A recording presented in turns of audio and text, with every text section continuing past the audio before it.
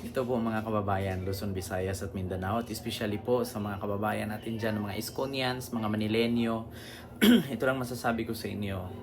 Actually, bawat politiko ngayon, uso na po yung meron silang vloggers, meron silang mga supporters, at meron po silang ah, tagapagtanggol. At isa na ako doon kay Yorme Isko Moreno. So, speaking of Yorme Isko Moreno, since 2019, nagumpisa akong vlog niyan, never ako nakatanggap kahit piso dyan. I am voluntarily, no, vlogging and supporting Isko. Hindi ako katulad sa ibang vloggers dyan na tumatanggap ng bayad sa mga politician para lang ipagtanggol. Ako, sabihin nyo man sa akin na bayaran ako kay Isko, pero ever since hindi ko nakakausap si Isko in messenger and in person, hindi pa kami nagharap niyan ni Yorme sa personal. Yan po ang katotohanan.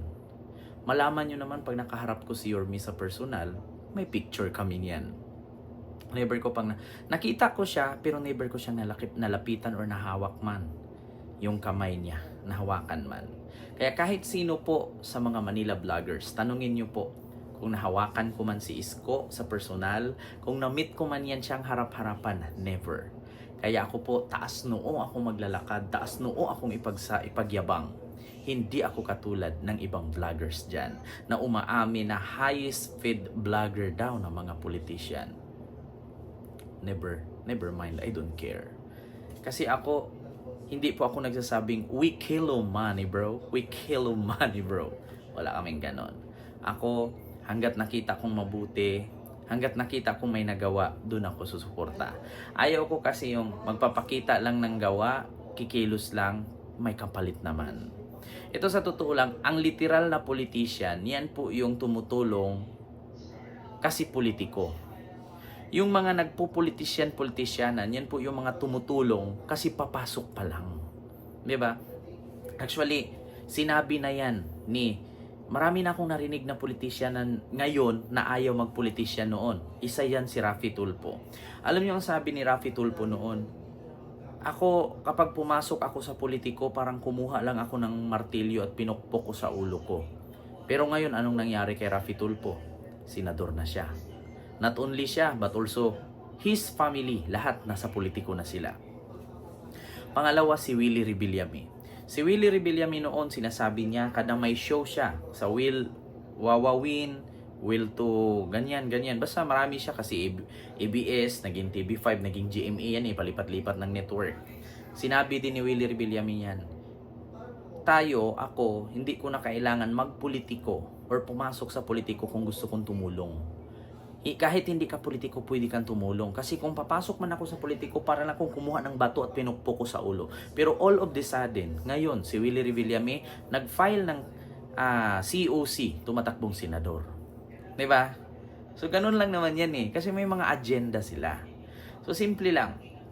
Si Isko, noon pa niya sinasabi, at noon pa din po natin kilala, politiko na siya. At saka, hindi naman po natin masasabing si Isko perfecto. Si Isko may pagkakamali din. Kaya nga siya, minsan siya ay nakulong, siya ay naaresto. Kasi may pagkakamali siya. Pero yun ay pinagbayaran niya. Nagpakulong siya. Nakalaya, naabsuelto. So, ibig sabihin, wala na siyang problema. So, ngayon, speaking of vlogging and supporting for the politics, isa na ako doon. Sumuport ako sa politiko, pero ni minsan wala akong politiko na nilalapitan. Ni minsan hindi. Wala akong politician na naka-shake hands, naka-contract, never. Ako, I'm vlogging with my own. Walang nagbayad sa akin.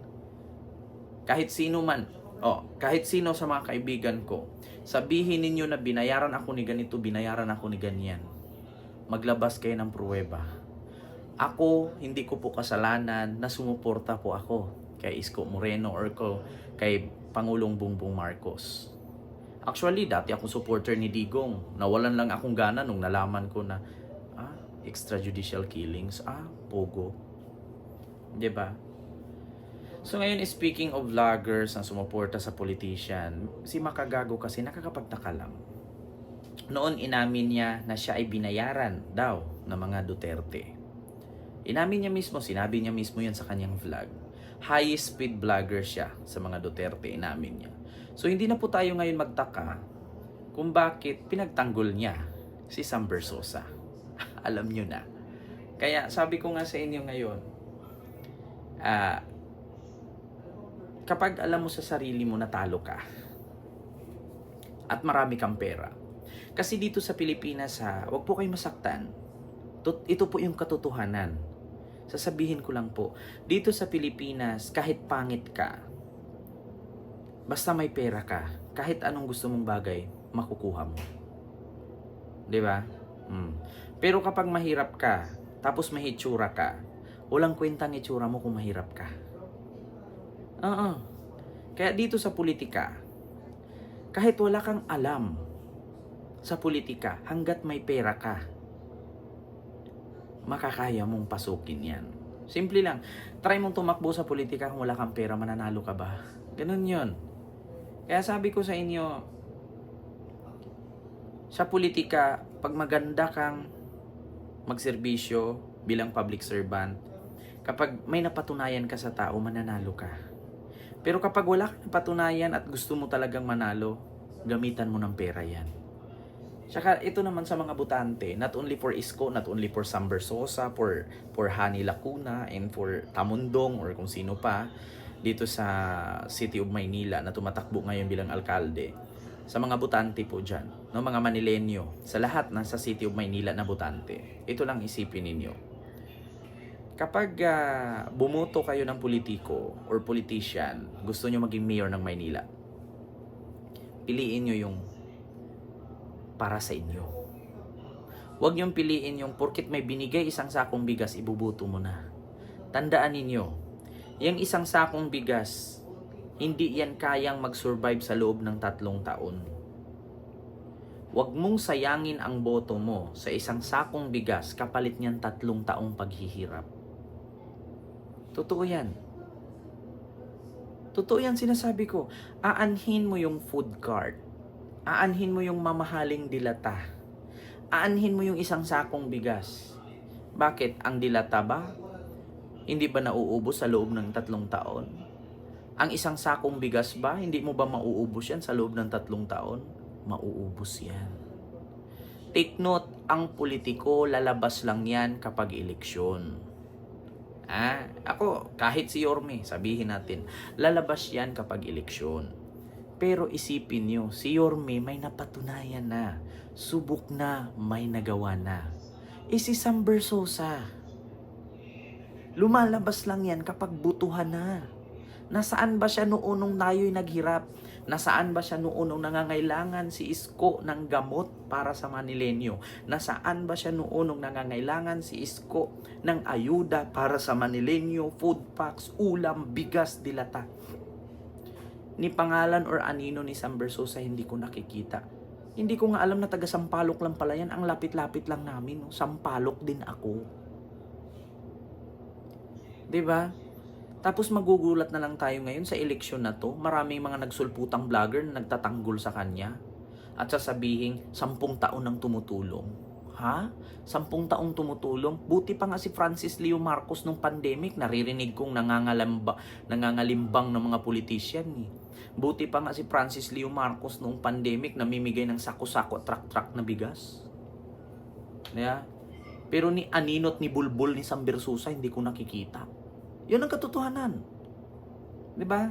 Tapos sasabihin niya ngayon, sasabihin ng mga vlogger nagsulputan katulad kay Makagago. Matagal nang tumulong, 10 taon nang tumulong. What the heck, bro? We kilo mind, bro. Diba? We kilo mind. Yeah? We don't kilo money. We kilo mind. Sasabihin niyo, 10 taong tumulong.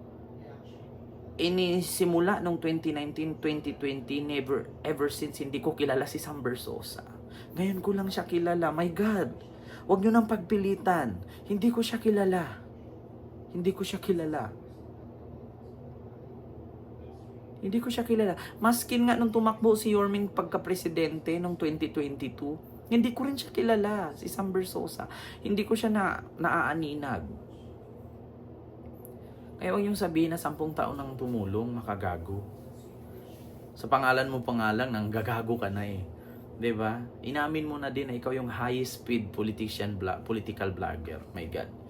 Hindi ko kailangan ipagyabang na ako yung highest paid politician vlogger. Bakit? My God, what the heck? High speed ka nga, naninira ka naman. Ako, mas piliin ko pang putyo-putyo vlogger ako at least. Hindi ako binayaran para manira. Kung nanira man ako, sarili kong opinion yan. Siya mismo, inaamin niya na binayaran siya. My God, bayad ka nga, naninira ka naman. So saan dun ang magandang ano? Hindi magandang pakinggan. Pag tinanong, sino ka? Ako si Makagago, isa akong high-speed political vlogger. Ha? Nakakahiya po. Maskin kung may anak ako, tas katulad ko si Makagago, hindi proud yung anak ko. Bakit? Tatay mo naninira. Ako okay lang sa akin, second political vlogger yan. Pero wala naman issue yan na binayaran ni Isko, binayaran ni BBM, walang ganun yan, binayaran ni Lenny. Kasi never ako nagpabayad. My God. Ako taas noo kung kaya kong ipagmayabang na ako'y Pilipino, political vlogger ako, pero hindi ako bayad. Hindi katulad ni Makagago. Taas noong pinagyabang. Political vlogger ako, high speed vlogger ako. Pero ang reflect nun, naninira ka ng buhay. Kaya hindi mo dapat ipagmayabang na high speed vlogger kaya naninira ka naman, so nonsense. Yung pagiging high speed political vlogger mo. Naninira ka. Nonsense. So yun lang. So SB, posible ba na bayad si Makagago? Posible ba na binayaran ni Sam Bersosa si Makagago para siraan si Isko Moreno? So yun lang. And I thank you. God first. Bye-bye. Your Miss Choice.